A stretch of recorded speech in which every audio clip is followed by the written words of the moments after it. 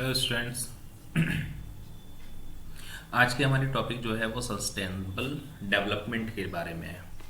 Sustainable development का मतलब होता है आपको डेवलपमेंट करना है, वो भी हर दिशा में और पूरे पोषण के साथ। ठीक, इसका मतलब कि हर एक चीज़ जो है वो बेहतर होनी चाहिए। ये सस्टेनेबल डेवलपमेंट है।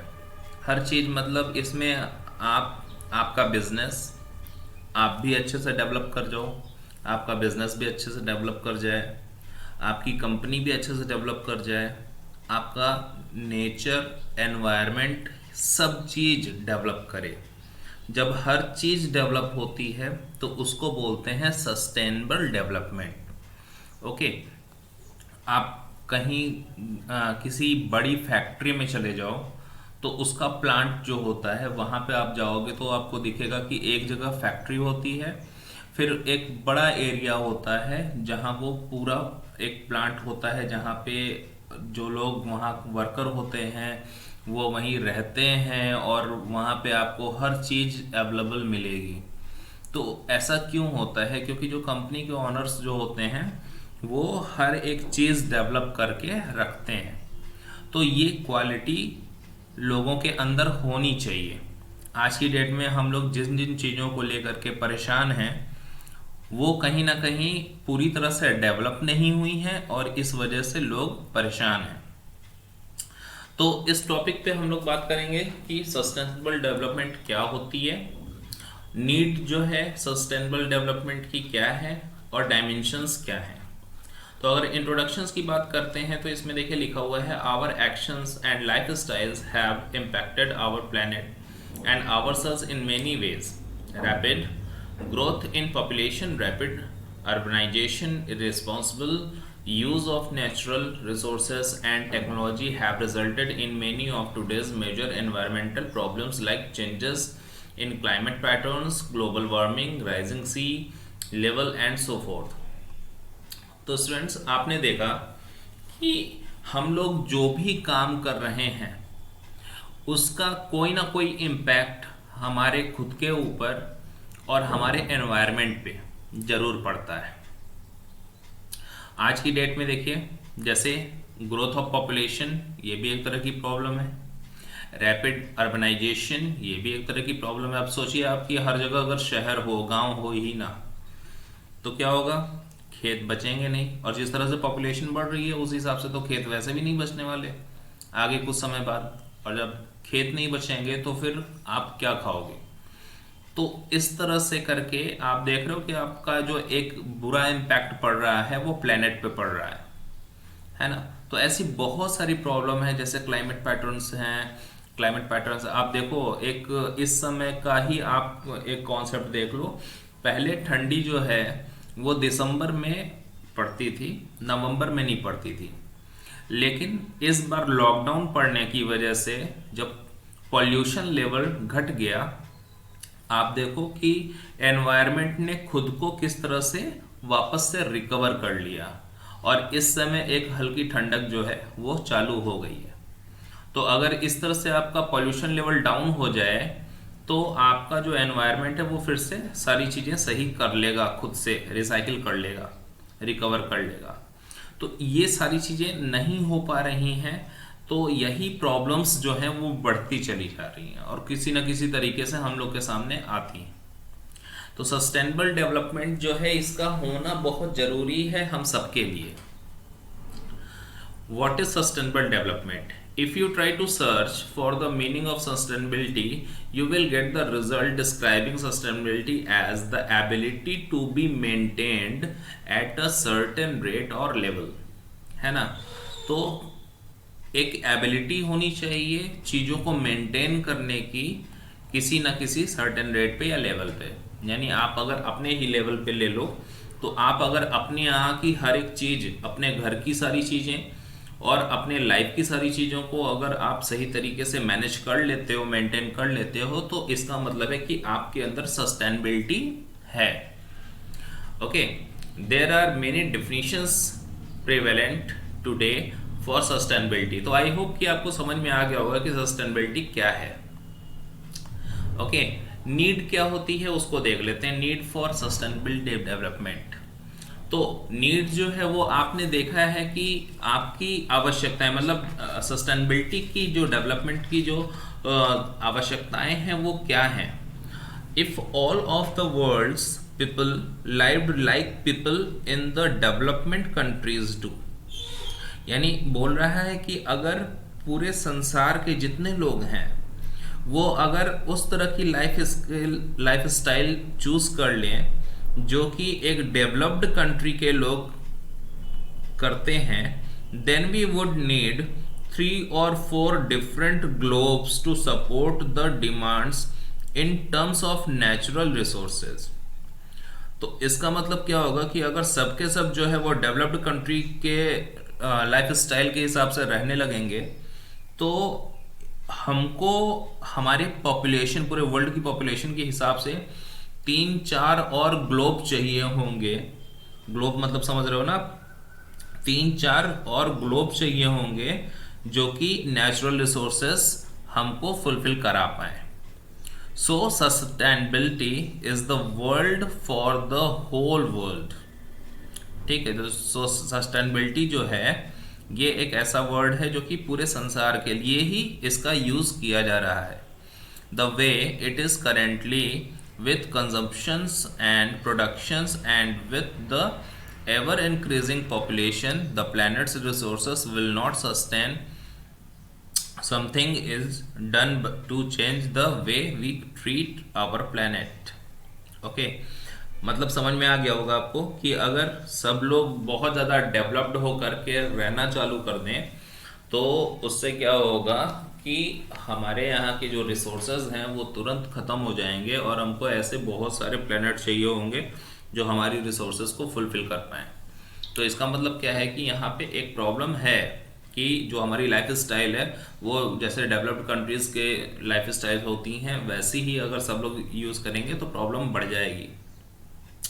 ओके, तो यहाँ पे देखिए कुछ पॉइंट्स है, इस पॉइंट्स को देखते हैं कि क्या क्या चीज़ें जो है वो एड्रेस की जा सकती हैं सस्टेनेबिलिटी डेवलपमेंट पे।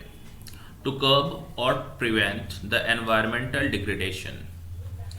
आपको अपने, सबसे पहली बात तो अपने एनवायरनमेंट को बचा के रखना है, ठीक ना। अगर एनवायरनमेंट में प्रॉब्लम आई तो जाहिर सी बात है कि हम लोग की लाइफ में भी प्रॉब्लम आएगी। अभी आप देख लो कि जो चेंजेस आए हैं उसमें कहीं ना कहीं कोरोना वायरस जो है वो जन्म ले लिया और आज की डेट में देखिए उससे कितनी ज़्यादा प्रॉब्लम्स चल रही हैं। To ensure a safe human life, यहाँ पे आपको अपनी ह्यूमन लाइफ जो हम लोग का जीवन है उसको सेफ करके रखना होगा। To check the exploitative technology and find alternative resources. हमको ऐसी टेक्नोलॉजीज़ को जो है वो देखना है जो कि हमारी चीज़ों को सही भी रख सके और ज़्यादा प्रॉब्लम क्रिएट भी ना करे। लाइक आज की डेट में सब लोग चाहते हैं कि उनके घर में एसी लग जाए, लेकिन उस एसी के लगने की वजह से जो बाहरी एनवायरनमेंट है वो कितना ज़्यादा गर्म होता जा रहा है और उससे निकलने वाली जो विषैली गैसें हैं वो कितनी ज़्यादा प्रॉब्लमेटिक होती जा रही हैं, ये बहुत लोग नहीं सोचते। तो ये सब चीज़ें जो हैं ऐसी टेक्नोलॉजी का प्रयोग करना चाहिए जिससे हमारा जो नेचुरल रिसोर्स है वो भी बचे और जो हमारे यहाँ इस तरह की प्रॉब्लम्स क्रिएट हो रही हैं वो भी ना हो। To check the over exploitation and wastage of natural resources. हमको ये भी देखना होगा कि जो हमारे नेचुरल रिसोर्सेज हैं उनका वेस्टेज बहुत ज़्यादा ना हो, बहुत ज़्यादा वो खर्च ना हो, ठीक ना। तो ये सब चीज़ों को भी हमको बचाना है। To regenerate renewable energy resources. हमको एनर्जी रिसोर्स को वापस से रीजनरेट करना होगा, रिन्यूएबल करना होगा ताकि लगातार एनर्जी हमको मिलती जाए और अलग अलग फॉर्म में मिले। To ensure environmentally sustainable economic growth. जो हमारे एनवायरमेंटली सस्टेनेबल इकोनॉमिक ग्रोथ है उसको भी इंश्योर करना होगा ताकि हमारा पूरा एनवायरनमेंट जो है वो अच्छे तरीके से चलता रहे और बचा रहे। Dimensions of sustainability development. जो डायमेंशंस हैं वो क्या है, आप देखो यहाँ पे दे रहा है world commissions on environmental and development, WCED, ये फुल फॉर्म है इसका।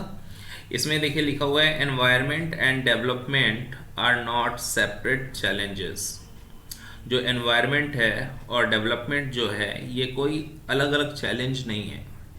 Development can not subsist on a deteriorating environmental resources base. The environment cannot be protected when growth leaves out of account the cost of environmental destruction.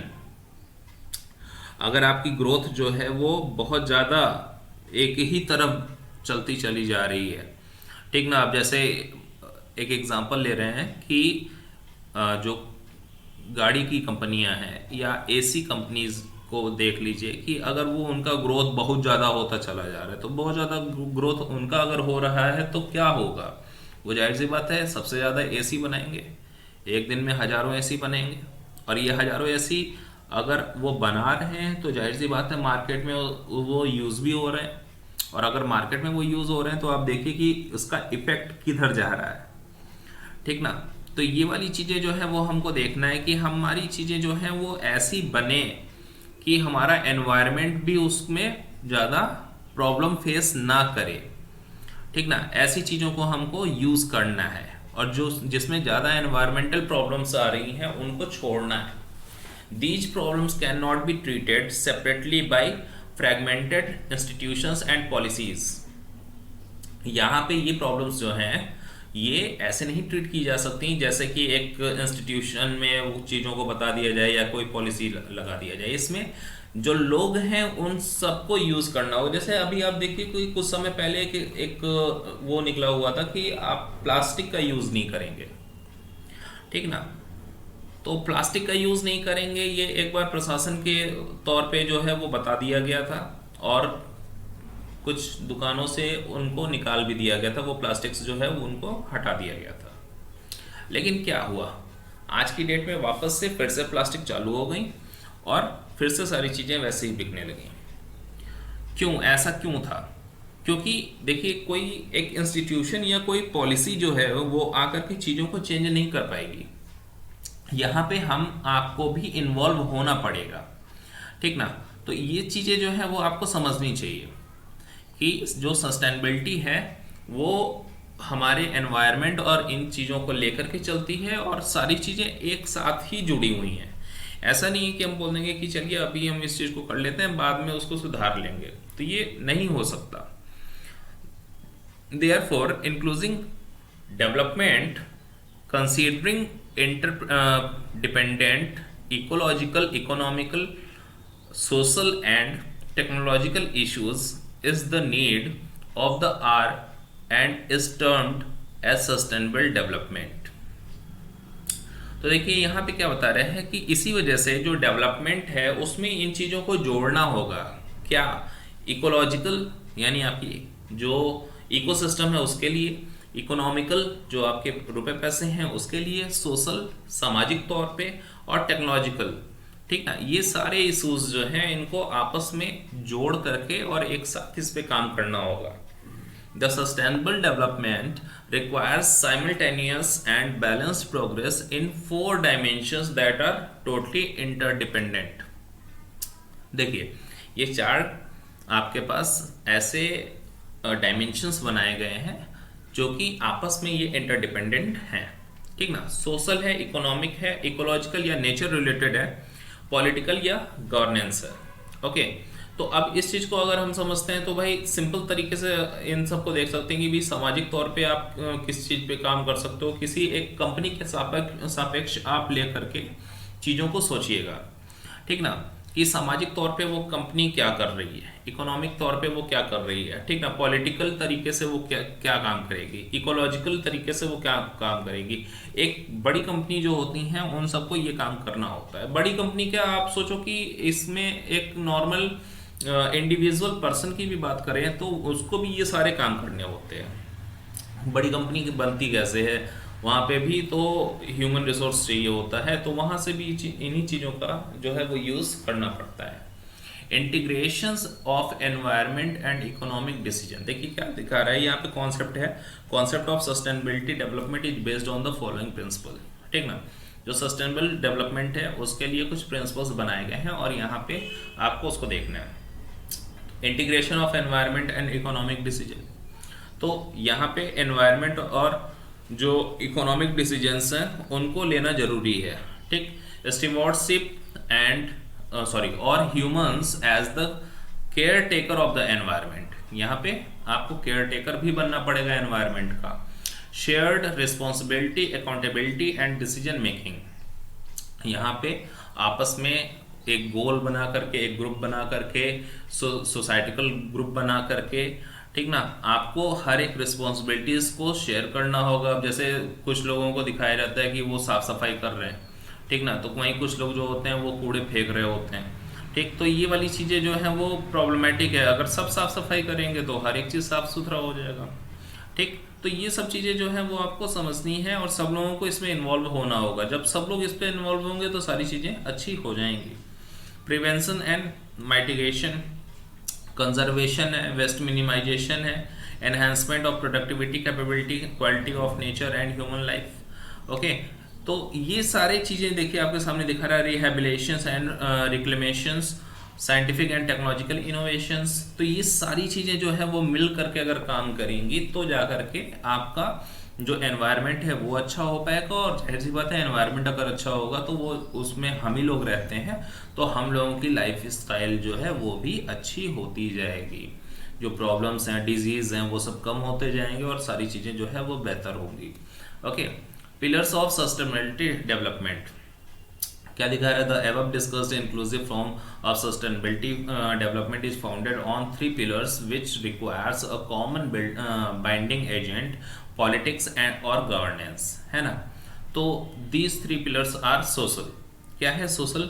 ठीक ना, it involves an understanding of social institutions and their role in change and overall development. It involves working on following social issues keeping sustainability at the core. तो यहाँ पे देखिए ये चीज़ें जो हैं वो चल रही हैं कि जो हमारा एक सोशल डेवलपमेंट होना चाहिए, उसमें जो इंस्टीट्यूशंस हैं, इंस्टीट्यूशन का मतलब ये मत समझ लेना कि खाली एजुकेशन सिस्टम के इंस्टीट्यूशन ही होते हैं, ठीक ना।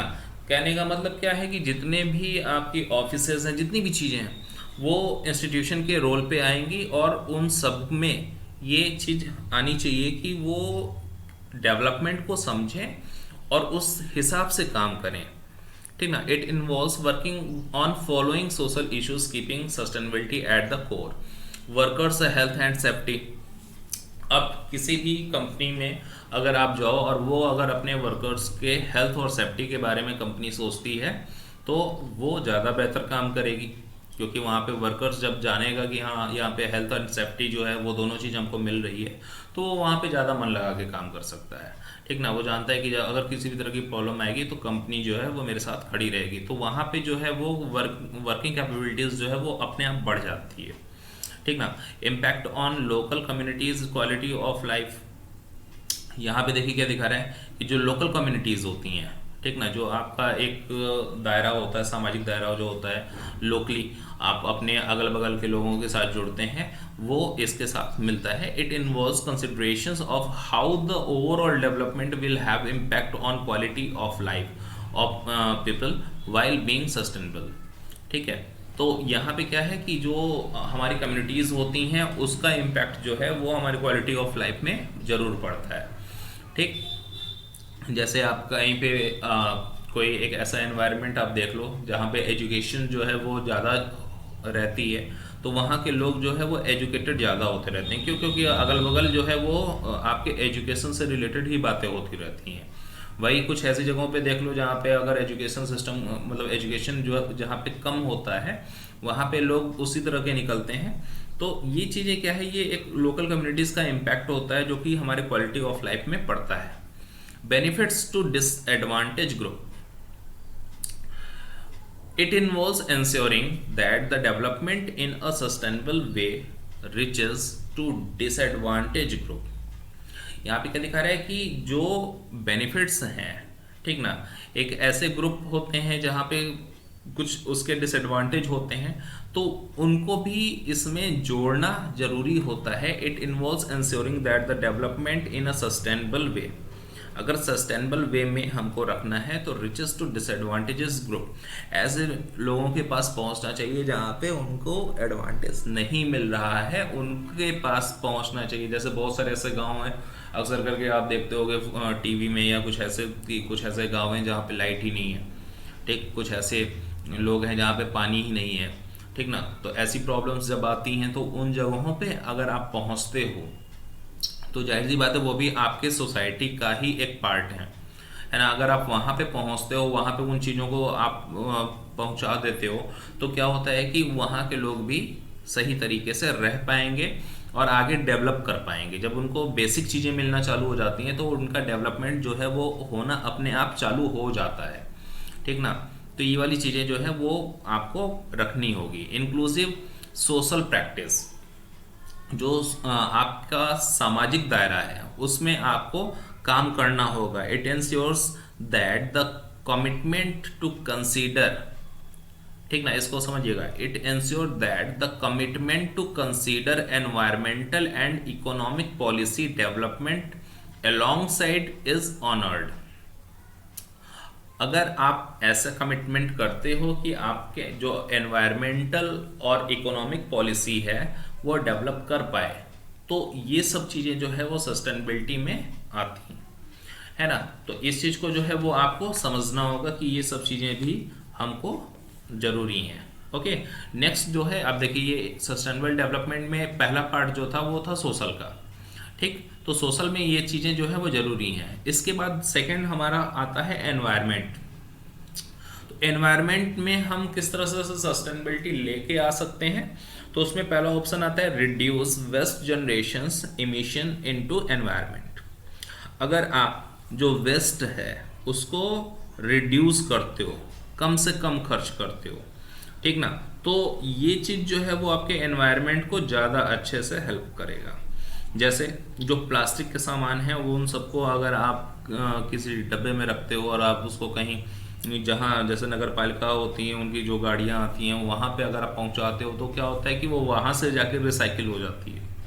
जबकि बहुत सारे लोग क्या करते हैं, वो अपने अगल बगल उसको फेंकते रहते हैं।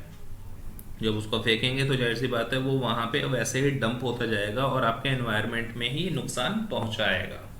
तो ये वाली चीज़ जो है वो आपके एनवायरनमेंट के हिसाब से है कि अगर आपको अपना वेस्ट जनरेशन है उसको रिड्यूस करना होगा, उसको कम करना होगा, ठीक ना। Reduce impact on human health, यहाँ पे ह्यूमन हेल्थ के बारे में बात हो रही है। It ensures that the overall impact on human health should not be negative, ठीक।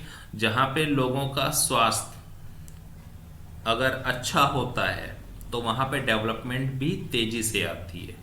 जिन जगहों पे स्वास्थ्य खराब होगा वहाँ पे डेवलपमेंट तेज़ी से नहीं आती, तो वहाँ पे प्रॉब्लम्स जो है वो हमेशा बनी ही रहती है, वो लोग उसी चीज़ों में फंसे रहते हैं। अगर ऐसा कोई एनवायरनमेंट आपको दिखाई दे जहाँ पे बहुत ज़्यादा लोगों की तबीयत ख़राब होती है या कुछ ऐसा होता है, ठीक ना, वहाँ के एनवायरनमेंट की वजह से, तो क्या होता है कि वो पूरे टाइम बेचारे हॉस्पिटल में रहते हैं और वो उनका पूरा पैसा जो इधर उधर की अर्निंग होती भी है वो आधे से ज़्यादा दवाइयों में चली जाती है और फिर भी उनको सही तरीके से लाभ नहीं मिलता। क्यों? क्योंकि उनका एनवायरनमेंट एरिया जो है वो वहाँ का सही नहीं है।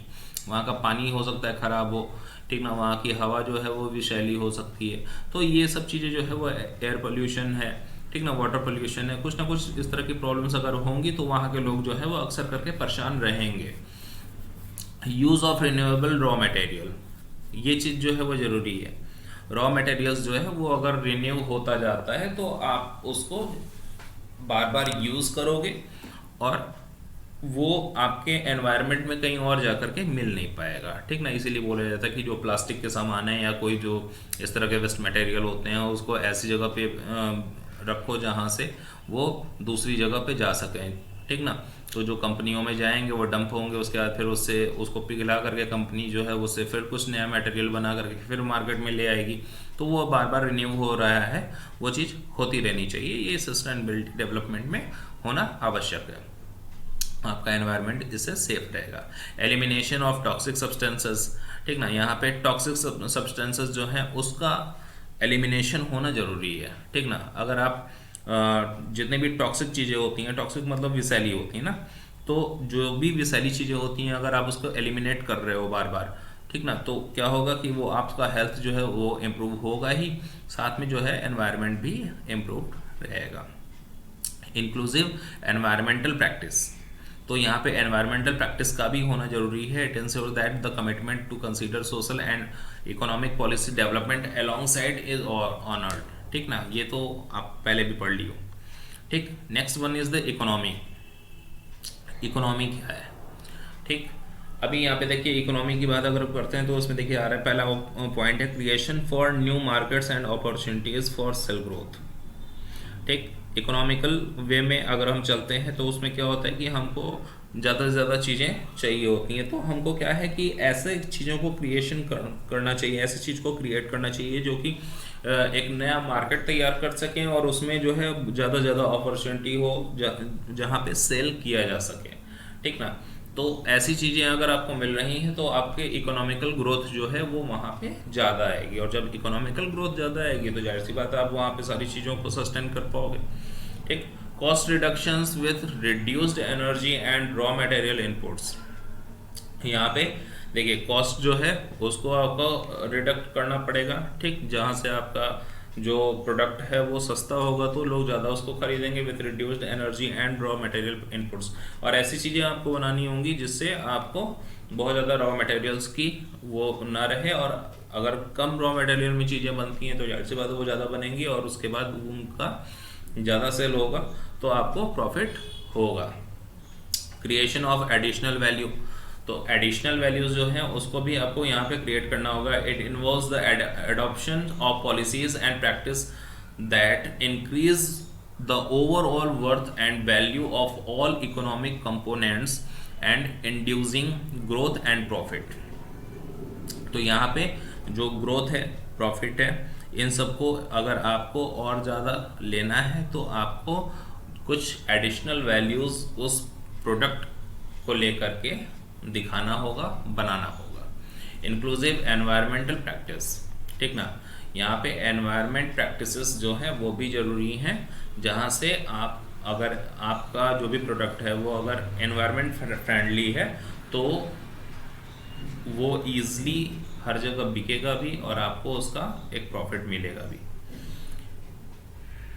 ये देखिए ये आपके अलग अलग एरिया दिखा रहा है जो कि मिल करके सस्टेनेबिलिटी डेवलप करते हैं, जो हम लोग ऊपर से पढ़े थे वही चीज़ें हैं, ठीक ना। सस्टेनेबल डेवलपमेंट गोल्स SDG, यहाँ पे भी वही चीज़ आ रही है कि अगर आपको सस्टेनेबल डेवलपमेंट करना है तो उसके लिए एक गोल अचीव करना होगा। अब इसके गोल क्या है, देखिए नो पॉवर्टी, आप जहाँ पे आपकी कंपनी होगी वहाँ पे कोई भी पॉवर्टी नहीं होनी चाहिए, ठीक ना। या कंपनी का आप पूरी कंट्रीज़ की आप बात कर सकते हो, अगर आपकी कंपनी बड़ी है तो आप पूरी कंट्री की बात कर लो, अदरवाइज आप का जो एरिया है आप वहाँ की बात कर सकते हो। ज़ीरो हंगर, यहाँ पे देखिए कोई भी भूखा नहीं रहना चाहिए। Good health and well being, अच्छे स्वास्थ्य वाले लोग रहने चाहिए। क्वालिटी एजुकेशन, एजुकेशन अच्छी मिलनी चाहिए। जेंडर इक्वालिटी, यहाँ पे जेंडर इक्वालिटी का होना भी मस्ट है। Clean water and sanitization, okay, affordable and clean energy, decent work and economic growth.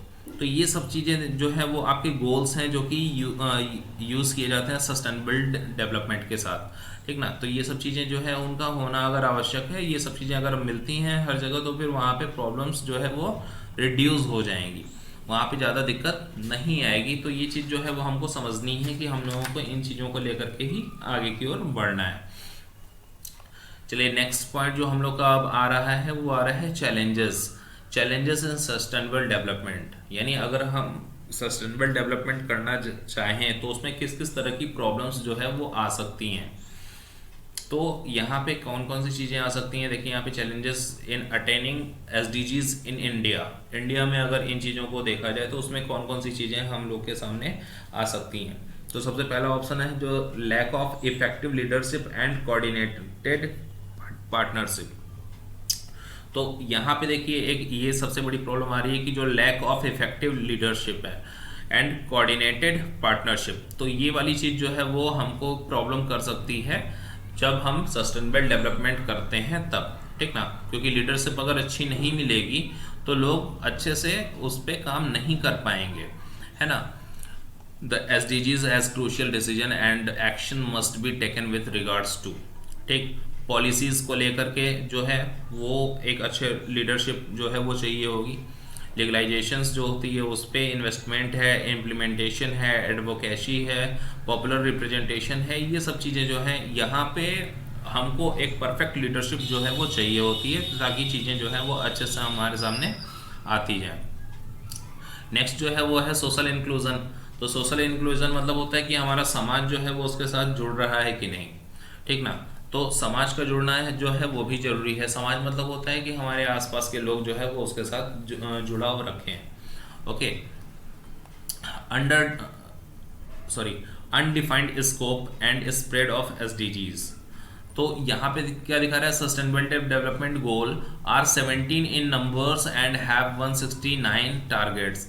Although this list of SDGs is accepted in principle by all members, yet this list is too large for implementations and attainment purposes. The reasons is the SDGs together are so wide in scope that their implementation is challenging. It is challenged to create and maintain public awareness, mobilizations, advocacy, and continuity for 17 goals and 169 targets inside in SDGs.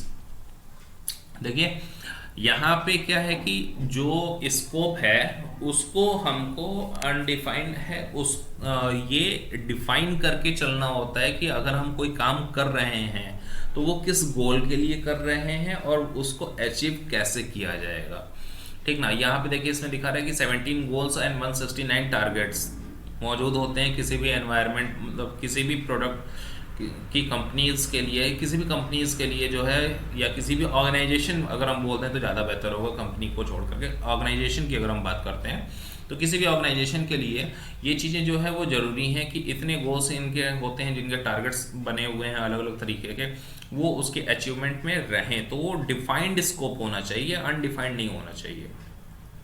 Lack of measurable indicators, यहाँ पे किसी भी चीज़ को नापने का पैमाना जो है कि अगर आप किसी भी तरह का कोई फैक्ट्री अगर आप चला रहे हो तो फैक्ट्री में जो है वो आपका जो वाटर पोल्यूशन है, जो एयर पोल्यूशन लेवल है, उसका मेज़रमेंट कितना होना चाहिए, कैसा होना चाहिए ना। तो इस तरह की चीज़ें जो है वो बननी चाहिए, ठीक ना। और अगर ये सब चीज़ें बननी चाहिए तो पब्लिकली ये सबको पता रहे कि हाँ किस किस तरह की प्रॉब्लम्स जो है वो आती हैं और उसका क्या एक लेवल बना हुआ है, उसको इंडिकेट कैसे किया जा सकता है, उसकी मेजरिंग कैसे की जा सकती है। तो ये सब चीज़ें जो है वो यहाँ पे हमको देखनी होगी। Finance and budgeting for SDGs attainments, ठीक ना। अब SDGs जो हैं, जो सस्टेनेबल डेवलपमेंट गोल है, उसके लिए किस तरह का फिनेंस जो है वो हमको मिलना चाहिए, मतलब कितना एक पैसा खर्च करना चाहिए कि वो सब चीज़ें जो है वो सही हो जाए। तो यहाँ पे देखिए इंडियन पॉलिटिशियंस जो हैं वो यहाँ पे एक मतलब अपना फ़ायदा कर ले जाते हैं, एक लंबा पैसा खर्च होता है लेकिन उसके बाद भी उस पर काम नहीं हो पाता। तो ये हर बार होता है और हर सरकार में होता है, ऐसा नहीं है कि हम पर्टिकुलर किसी गवर्नमेंट की बात कर लें, ये हर सरकार में ऐसा होता है, ठीक ना। तो ये सब चीज़ें जो है ये एक प्रॉब्लम है। अगर इन सब चीज़ों को लेकर के एक सही ऑर्गेनाइजेशन बना करके और उस पर सही काम किया जाए तो ये सब चीज़ें जो है वो जितनी भी पॉवर्टी या कोई भी चीज़ें होती हैं वो सब दूर हो जाएंगी, उसमें प्रॉब्लम्स नहीं आएंगी ज़्यादा। तो ये सब चीज़ों को जो है वो हमको समझना होगा कि कौन कौन सी चीज़ें हमारे सामने आती हैं। मॉनिटरिंग्स एंड ऑनरशिप, तो मॉनिटरिंग जो है वो होना ज़रूरी है। कोई भी काम अगर आप कर रहे हो तो किसी लेवल पे उसका मॉनिटरिंग जो है वो होना चाहिए और उसकी ओनरशिप भी होनी चाहिए। कोई काम अगर आप कर रहे हो तो उसकी एक ओनरशिप अगर आप लेते हो तो वो चीज़ जो है वो ज़्यादा बेहतर होगी। डेटा फॉर मेजरिंग प्रोग्रेस, तो जो डेटा है एक मेजरमेंट प्रोग्रेस का होना चाहिए। जैसे आप देखते होंगे कि अक्सर करके चुनाव के टाइम में जो है वो दिखाया जाता है कि हाँ गवर्नमेंट ने इतनी जॉब दे दी, इतना काम कर दिया। अब वो सब कुछ सही है कि नहीं, ये एक पूरा डेटा जो है वो मेज़र होना चाहिए। ऐसे ऑर्गेनाइजेशन बनने चाहिए जो इस पर काम कर सकें। ओके, चूँकि वीडियो लंबी हो रही है तो हम लोग नेक्स्ट टॉपिक जो है वो इसके आगे देखेंगे। तब तक के लिए हैव अ नाइस टाइम।